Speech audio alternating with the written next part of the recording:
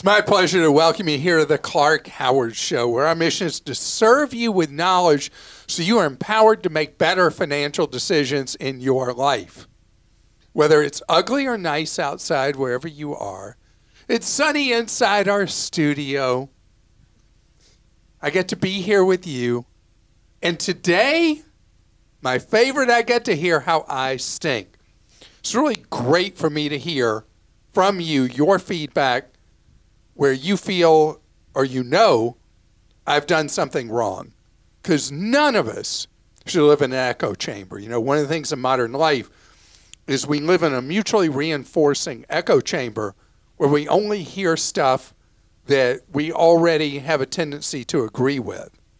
And I think it's important to break that echo chamber and hear what you feel, what you think, whether you're angry or what, where you feel, I haven't gotten it right. And that's why Clark Stinks is so important to me. Something else important to me, I am so grateful to the wonderful, brave men and women of our country who put their lives on the line each day to keep us safe and secure in this great nation, our veterans. And I want to talk about our veterans as we approach Veterans Day. We've got deals for veterans and lots of information that you want to hear that will help you financially. So I'm really excited about that segment. Okay. We're going to do Clark Stinks now, right? Yep, ready? Let's go. Clark recently suggested that a person who didn't want to fly to Germany could take a repositioning cruise and go to Europe in the spring and return to the U.S. in the fall. The only problem with this advice is that Americans can only stay 90 days in the Schengen countries. Schengen, I think. I Schengen? never pronounced that right, so I don't even know why I even said anything. Countries in any 6-month period. This traveler could stay in Germany for 3 months, but without a special visa, he would need to move out of the Schengen zone, where he would likely have difficulty practicing his German. Anne. And thank you for this. And it requires for an extended stay to apply for a visa that would allow you the longer stay. And so we're going to have to get used to anyway doing more work in order to visit Europe.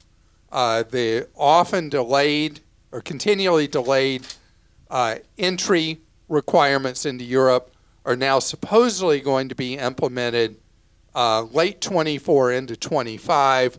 We've had questions for years when that's going to happen.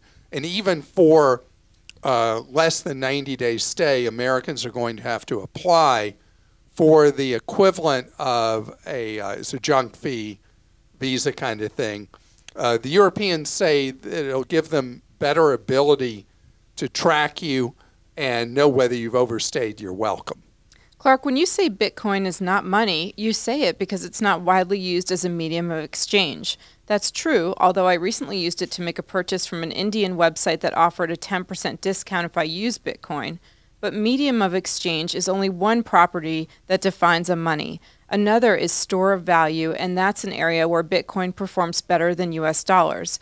U.S. dollars always depreciate, whereas Bitcoin has appreciated fantastically throughout its lifespan, being the best performing asset class in the world for 9 of the last 13 years. George. George, thank you for your post. And it's been a long time since we've been getting any crypto posts. And Bitcoin is kind of like the flagship of the crypto universe. And your point about store of exchange, medium of exchange, you said store of value. That would be the comparison that so many people make with Bitcoin versus gold, and gold or precious metal as a store of value. So the way that people think about crypto is a problem because particularly in the go days when people were furious at me what I said about crypto, the idea of it being something that is a speculative thing that can go steadily up in value, a lot of people got burned. And we had the last post we had about Bitcoin was somebody who bought it at a point where they've lost money in their ownership of it. if you think of it as a way of storing an alternative class of value because you worry about government-issued currencies being devalued over time, that's fine.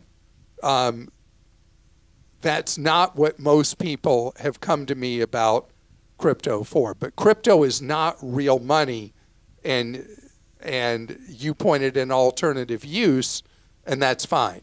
But it is not a replacement for money, which is how a lot of people think about Bitcoin or any other crypto. Clark, on a recent show, you talked about free or reduced health care plans for a college student.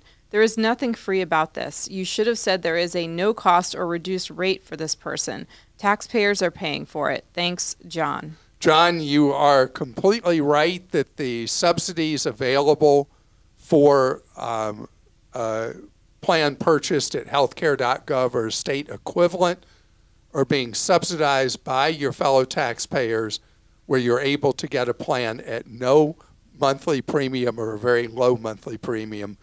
That is a good thing to point out, that services the government provides for free, somebody's paying for them, and it's the deficit or your fellow taxpayers. Clark, still suggesting dropping collision and raising deductibles to save money on insurance? Insurance companies figured this out 20 years ago. Raising deductibles and reducing or dropping collision has nearly no effect on your premium. This is well known and not exactly news. The liability portion is the lion's share of all premiums and has been for a long, long time. Jim, the liability portion is the principal cost of auto insurance, because the risk on the liability side is so enormous, because the cost of a vehicle is nothing compared to the cost of an injury to a human being. Having agreed with you on that, I'll say it depends on your insurer, how rates are set in a state, whether eliminating coverage for collision comprehensive will save you a meaningful amount of money. And that's why I use the threshold, that when the cost for collision comprehensive is more than 10% of the remaining value of your vehicle, that's when you should consider dumping it and being self-insured for the value of your car itself. I usually roll my eyes when someone writes in to correct or complain about Clark's idiosyncratic language, but I have to admit I'm so tired of hearing both Clark and Christa talk about people, quote, volunteering for occupations in which they're paid. Fire people aren't voluntarily running into a burning building. They're professionally running into a burning building. Mike, thank you. When I think either of us had said something like that, think about a member of the U.S. military who voluntarily joins the military. Yes, they get paid, but much less than they would be for an equivalent role if there was something equivalent to what they're doing in civilian life. They're volunteering to serve their country. And to me, a public service worker, somebody who does emergency medical, does police officer, firefighter, any of these kind of things, they are voluntarily going into a profession that has enhanced risk with a benefit to society. So maybe our verbiage is bad, but the sentiment is there for that. Well, and for the military, it is, I think of it as the alternative would be a draft. And so in this... which I'm a big fan of. I know you are. Oh, man. I know every time I say how much I'm in favor of the draft, we have people that are very unhappy with me about it, but I feel like we've lost some of the sense of commons in the United States, that we're all here to build a better society together. And so now I just generated more Clark stinks, didn't I? Go ahead, Chris. Clark doesn't stink, but missed an opportunity during his credit cards on Autopay segment. He said that if you miss a payment and call the credit card company to say you forgot to pay, they may reply with, "Here's nothing you can do about it." Clark, please advise listeners who have missed a payment to call anyway. Before switching to Autopay, there were 3 different occasions where I missed a payment across a 10-year period. Each time I made the late payment, then called to ask the company to waive the late fee and record of my missed payment. Each time they did, and I was able to protect my 810 credit score. Chuck. Chuck, thank you. That's great advice. You don't ask, you don't get. What's the credit card company want? They want their money. And so you were offering your money and you were asking for something in return, and you went 3 for 3. Good advocate for yourself. Clark stinks like the fish that spoiled due to an electric bill that was not put on autopay when away from the home. Not mine, but a family member that happened to. Oh my gosh. Finish the autopay story. It's not just beneficial for the credit card and rent payments. Remember to autopay your investments too, Michael. Michael, thank you. And auto-paying into investments, automatic deposit, is consumer behavior shows that that's the only way people get that money in there. That if you intend to deposit money into your Roth IRA or whatever it is, intention doesn't get it done. Automatic deposit into it is how you make it happen. I want to make a comment because I heard you saying always to get a car loan from a credit union. Early this year, we had a chance to purchase a used car for my wife, as her car would be given to a son who is graduating college, a 2006 RAV4 limited edition with 190,000 miles on it. 190? We found a decent one, a 2018 RAV4 limited with 30K miles from CarMax, and it tested great. It was Saturday, so we could not get in touch with our credit union we used before for other car loans. So we decided to use their own loan, the CarMax auto financing, and later would pay it off using the loan from the credit union. It turned out the CarMax loan was 4.95% versus 8.33% for 60 months, with my credit score being above 830 at the time. Also, with your suggestion, we went to a Toyota dealer to check the vehicle for any issues, battery and alignment, in the following week, and were able to get those replaced and fixed for free by CarMax with their 30-day return policy. Thomas, thank you for all of that. You know, I have been a fan of CarMax since they started. I love the way they took a business that people hated and found out what people didn't like, and they got rid of it. I mean, imagine you go most anywhere else and you buy a used car. The second you buy it, they are allowed under the law to misrepresent, sell you junk, not disclose things, and the second you sign the paperwork, even if it won't get off the lot, you're stuck with it. And CarMax eliminated that by saying, yeah, you got 30 days to bring it back. You don't like it? And they cover them, I think, in most states, 90 days for different things, even the tires. The second thing they did was they came up with fixed pricing. So there's none of the games involved with the grind. And I think that's great. And then CarMax makes its real money writing loans. In your case, the loan was outstanding and superior to what you could get from a credit union. And that's really great and surprising, because usually you're going to pay a higher loan rate at the dealer. My thing about the credit union loans is get pre-approved for a credit union loan, and if a dealer can offer you a better deal, take it. In your case, in reverse, you were going to replace the CarMax loan with the credit union loan, and that became unnecessary because the credit union loan, in your case, was actually much higher than the CarMax rate. Is that it? We don't get any more? Nope, that's it for today. Oh, man. Did I talk too much or something? No, more to come next week. Okay. I'm sorry. Well, coming up ahead, you a veteran, you a family member who is, I want you to protect yourself. A lot of scamsters out there take advantage of veterans, particularly around holidays like Veterans Day. 1 week from today. And so I want you, that's a holiday that doesn't flip to Monday. Whenever Veterans Day falls on the calendar, that's when we celebrate, acknowledge, and appreciate. And I want to talk about what's available to veterans as well.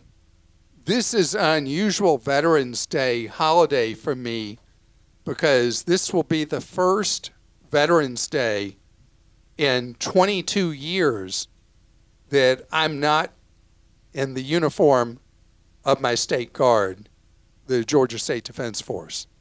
And it was my honor and my privilege for over 21 years to serve in the State Guard. And I was asked recently to participate in a Veterans Day activity, and unfortunately I'm going to be out of town for it.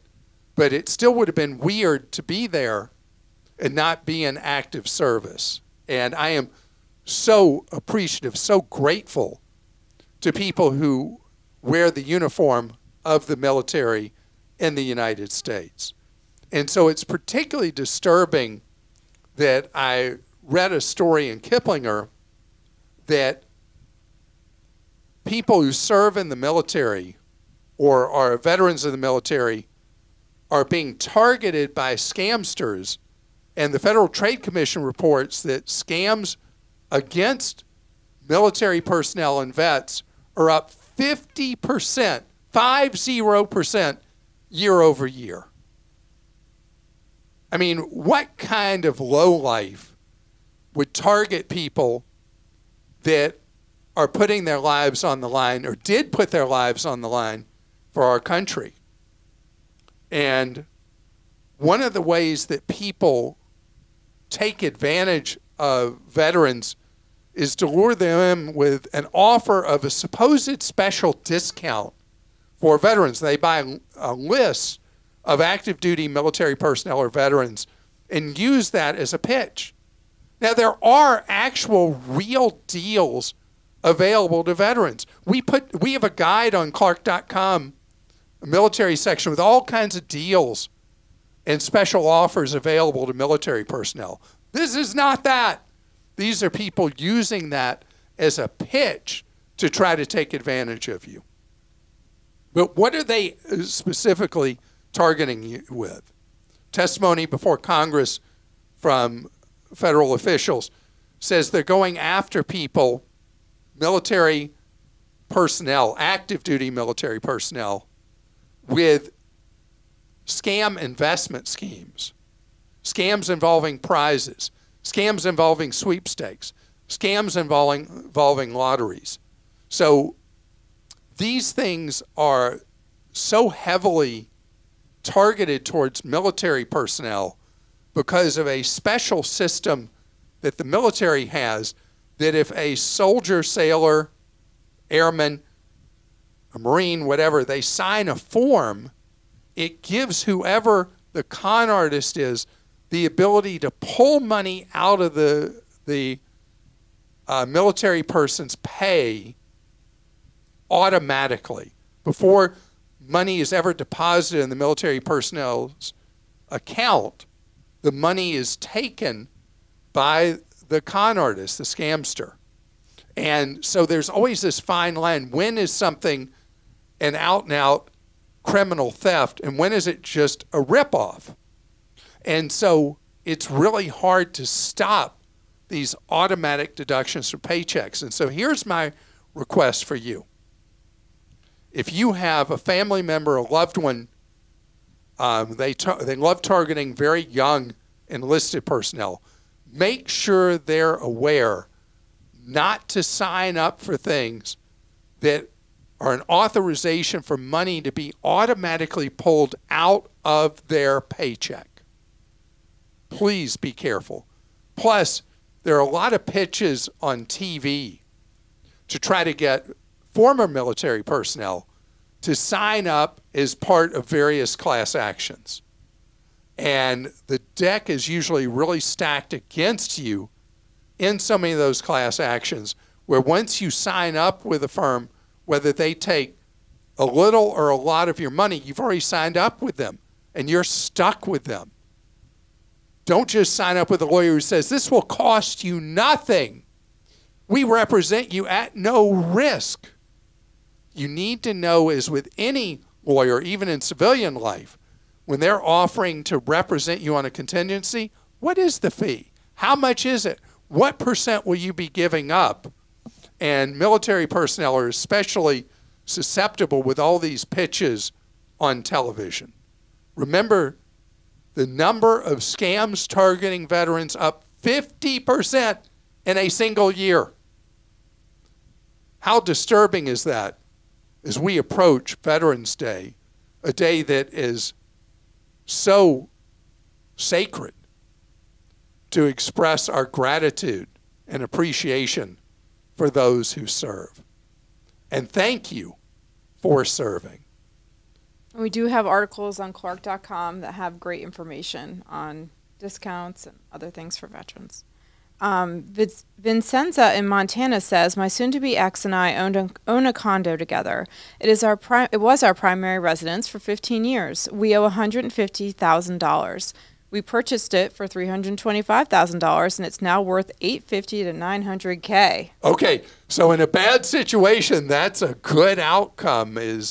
Wow, it's almost tripled in value? Yeah, crazy. We were absolutely going to sell it, but with interest rates and the housing market where it is, do you think it's a good idea to sell now and get our $250,000 tax benefit? $250,000 each. Right. We are also considering doing $20K in very necessary updates and renting it out for a year for $4,300 a month minimum.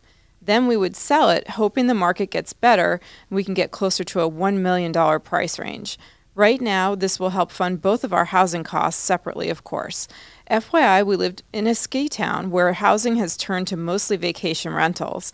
We considered doing this too, but we can't do that to this community. It needs to be a long-term rental. I listen to you first thing every day. It's a great way to start my day. Vincenza, I wish you the best. I know it's a very difficult transition you're going through in life. So I don't know. There's every kind of divorce just as there's every kind of marriage. Let's start with the base of what you said at the end. We can't expect that real estate that made such a huge leap in value over a 4.5-year window will continue to do so. I mean, you look at real estate values have pretty much flatlined in much of the country, a little up, a little down, depending on where you are. And the market is going to have to digest these much higher prices. So where things are today, you may find that values only gradually improve over a number of years moving forward because of the big leap in value over the shorter period of time. If neither of you intend to live in this house and the market conditions are pricing it as high as you expect, $850,000 to $900,000, and right now you can have a $500,000 exclusion from capital gains as a now still married couple, I think that it makes sense to consider selling the property and taking the gains, each of you your half, tax-free. You would be able, in the math you gave me, the whole thing would essentially be tax-free. And then you each have money to go out with. You don't have to worry about a tax burden and live life as you wish, each on your own, rather than turning this into a rental property. And then what? Because then ultimately you could lose the entire, you own it as a rental long enough, you individually, collectively, you lose the entire exclusion, the $250,000 each. And so I think the best thing in this case is to sell it and move on. If the marketplace will give you the price you anticipate, between $850,000 and $900,000. Tyler in Alabama says, I was in the market for a flat rate 2% credit card a few months ago. I looked at your recommendations and found the PayPal Cashback MasterCard. This was an instant win with a 3% cashback option for me on PayPal transactions. However, I called customer service every time I paid off the balance, as they would lock my available credit for 21 days. The customer service rep said this was due to new banking regulations. Needless to say, this rendered my card limit useless every few weeks. I also had many issues adding the card to my Samsung and Google Pay due to what service reps called security measures. Overall, I had a bad experience. What card would you say is the best 2% flat rate card? I'm currently looking at one with PenFed Credit Union. Also, how long should I wait before applying for a new credit card? So, first of all, let's go back to what was going on with PayPal. This is something that has been a trend that's not our friend with more and more card issuers. I don't know if you were paying your monthly payment by check or electronic bill pay, but if you're originating the payment, more and more issuers, particularly in somebody's first year of issuance of a card are putting ultra-long holds on the available credit until they've decided it's been enough time for that payment to process and absolutely be fine. They are treating you as someone who is giving them bounce checks or doing some kind of unsavory activity. Wouldn't they also maybe, because the cash back rewards are so big, they don't want you to spend, like if you paid it down and then you went back up again, you're essentially... I don't think that's what's going on. What I think is going on is they are worried that the payment is not going to be valid. So you can play the game their way, and you might stop this problem if you allowed them to, if you paid directly at their website. Then they're pulling from live available funds in your account. But obviously, you're having real customer no service with them. So I would not close the account, but if there's a great offer from PenFed, grab it and see if you're treated better there. There's no problem if your credit score is solid for you applying for another card now after such a short period of time. You know, applying for new credit is really only a real danger sign and signal if you're about to apply for a mortgage. For any other purpose, it has minimal impact on your credit standing. It's one of the lowest factors considered in your credit reputation and your credit score. Kelly in Georgia says, we are a small auto repair business and haven't been able to afford traditional health insurance for our 6 employees in the past. We've been hearing about level-funded health insurance. It seems confusing, but a lot cheaper in cost. Is this a good thing, or should we stay away? All right, so Kelly, let me tell you what it is, and then you can make your own decision. Level-funded is an industry term for you doing self-insured health coverage for your employees. The cost is really low because you're on the hook for whatever medical bills your employees run up until you have reinsurance. So you are the insurance company for your employees up to a certain dollar loss, either per employee or for the overall group, in a year. And so the premiums you're paying are for the reinsurance because you are the insurance company for your employees up to a certain point. That's why it's cheaper in premiums, because it's your own money that you're paying out for your employees. So it may end up being a much higher cost for you once you pay for all their medical bills than what you would have otherwise. So what you're looking at is roughly equivalent to what big companies do. They self-insure, and if they buy any reinsurance, big companies do it only for major illnesses where they reinsure. So that's why the premiums are lower, because you're not buying traditional health coverage for your workers. You're the insurance company of Kelly for a lot of the claims that your workers would have. And we are ready for today's Clarkie. And what you got? Okay, let's hear from Ryan. Hi, my name is Ryan, and I am a Clarkie. I wanted to just thank Clark for everything that he's done for me over the years. I am 30 years old, and I started listening to Clark when I was probably 17. Called in a few times, and I started a Roth IRA at his direction when I was 18, and it has accumulated since then, and I have a healthy portion in there now. I've also been contributing to my retirement account at its max per his direction, and have also started 529s for all of my nieces and nephews. So I just wanted to throw a shout out to Clark for everything that he's done for this 30-year-old who is looking to be financially stable when he's older. Thanks. Bye. Well, I appreciate that so much. You're not going to be financially stable. You're going to be truly financially independent. For starting at age 18, saving all this money, Ryan, in a plan at work, saving money in your own Roth IRA for the last 12 years, being so generous to provide for college money for your nieces and nephews in 529 accounts. You're generous with saving for yourself, and you're generous with providing help to others. And that's the perfect combination. And continued success to you.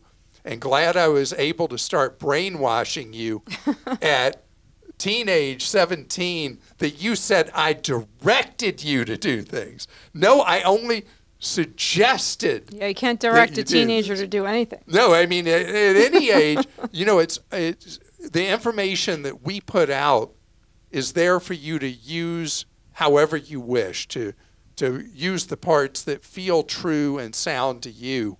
And I am the man from Roth, and I'm so glad that you heard my propaganda about Roth IRAs and did it starting as a teenager.